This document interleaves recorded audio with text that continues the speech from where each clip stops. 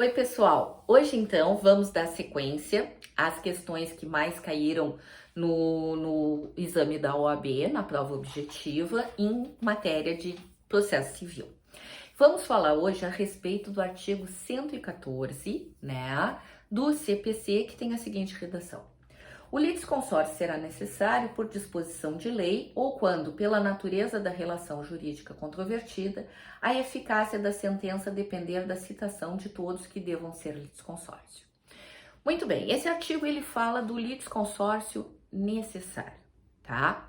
Mas, para adentrarmos na matéria, apenas para dar uma ideia mais geral acerca, o que eu tenho? Eu tenho vários tipos de litisconsórcio. Então, em primeiro lugar, eu posso ter o litisconsórcio ativo, é mais de um sujeito no polo ativo da relação processual, então mais de um autor. O litisconsórcio passivo, ou seja, mais de um sujeito no polo passivo da relação processual, ou seja, mais de um réu. Ou misto, eu posso ter mais de um autor e mais de um réu. O litisconsórcio implica em pluralidade de sujeitos, tá? Muito bem, o litisconsórcio também, ele pode ser simples ou unitário. Isso tem a ver com a decisão, tá?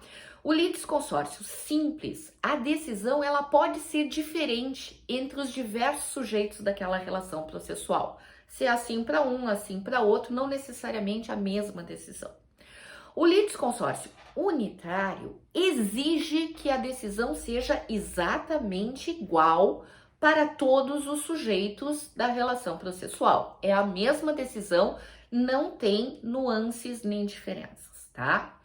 Existe a possibilidade também do litisconsórcio ser inicial, ou seja, no início da demanda já se estabelece uma pluralidade de sujeitos em cada um dos polos, ou pode ser ulterior. O litisconsórcio, a pluralidade de sujeitos em cada um dos polos varia ao longo do processo. Ao longo do processo se determina que venham ali de outros sujeitos. Essa questão do litisconsórcio ulterior, tá? Não existe uma regra na doutrina que não valha para todos os tipos. Então, temos que entrar agora na discussão que está no artigo. Litisconsórcio necessário e litisconsórcio facultativo. O litisconsórcio necessário é aquele que necessariamente tem que figurar tanto no polo ativo quanto no passivo determinados sujeitos. E o facultativo fica à vontade das partes indicarem ou não outras pessoas para figurar nos polos. Então, eu estava falando da questão do inicial e do ulterior. No litisconsórcio inicial, qualquer um deles inicia com mais de um sujeito.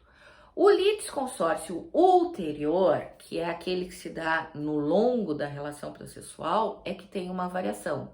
No litisconsórcio ulterior, se diz que somente cabe no caso de litisconsórcio necessário e não no caso de litisconsórcio facultativo, tá? Então, só posso estabelecer um litisconsórcio com o andamento da demanda se ele for necessário. Se ele for facultativo, não. Muito bem, isso é controvertido. A Teresa Rudalvin Vambier, por exemplo, ela admite que haja litisconsórcio facultativo ulterior. Então, não é uma coisa pacífica para cair, de repente, numa prova objetiva, tá? Numa prova subjetiva, convém a argumentação. Mas então, vamos ao teor do artigo, feita essa explicação inicial. O litisconsórcio será necessário por disposição de lei ou quando, pela natureza da relação jurídica controvertida, a eficácia da sentença depender de citação de todos que devam ser litisconsórcios. O que eu tenho que ver nesse artigo? Primeiro, esse artigo trata do litisconsórcio necessário, primeiro ponto, tá? Segundo, ele diz que por disposição de lei ou pela relação jurídica controvertida, que são as hipóteses de formação desse litisconsórcio, desculpa. Então, um exemplo de litisconsórcio necessário por lei. Vocês podem ver lá no artigo 246, parágrafo 3º, que se coloca que é necessária a citação de todos os confinantes na ação de uso capião. Então, aqui nós teremos um litisconsórcio necessário e esse litisconsórcio ele vai se dar inicialmente. É necessário que citem-se todos os confinantes, isso por força de lei. E um exemplo de litisconsórcio necessário pela natureza da ação seria a citação, então no polo passivo, de todos aqueles que fizeram parte de um contrato, por exemplo, em uma ação que verse sobre a anulação desse contrato, tá? Então, existe uma ideia que o litisconsórcio necessário, ele sempre será unitário, ou seja, a decisão se aplica a todos os litisconsórcios de mesma forma. Excepcionalmente, admite-se um litisconsórcio necessário simples, ou seja, decisões diferentes para os vários litisconsórcios. É uma exceção. A regra do litisconsórcio facultativo é que ele seja simples, ou seja, decisões diferentes para todos os litisconsórcios. E a exceção do litisconsórcio facultativo é que ele seja unitário, ou seja, todas as decisões são iguais para todos os litisconsórcios.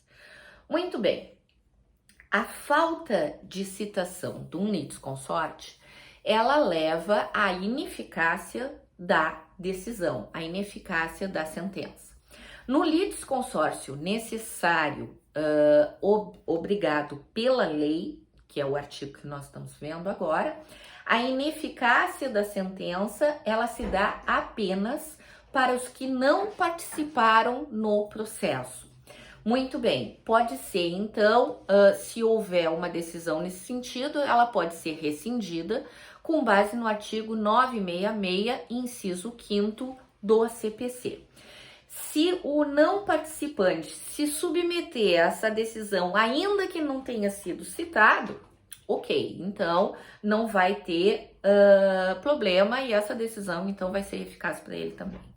Se o litisconsórcio for necessário pela natureza da relação processual, a ineficácia da sentença se dá para todos os participantes e os terceiros que não integraram essa relação processual.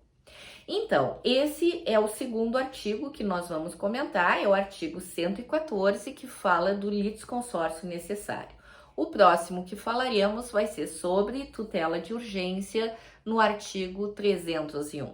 Muito obrigada pelo acompanhamento. Estão gostando do canal? Indiquem para quem vocês quiserem levar essa ideia e vamos seguir na maratona até domingo, que vai ser o dia da prova que está marcado. Muito obrigada pela atenção de todos.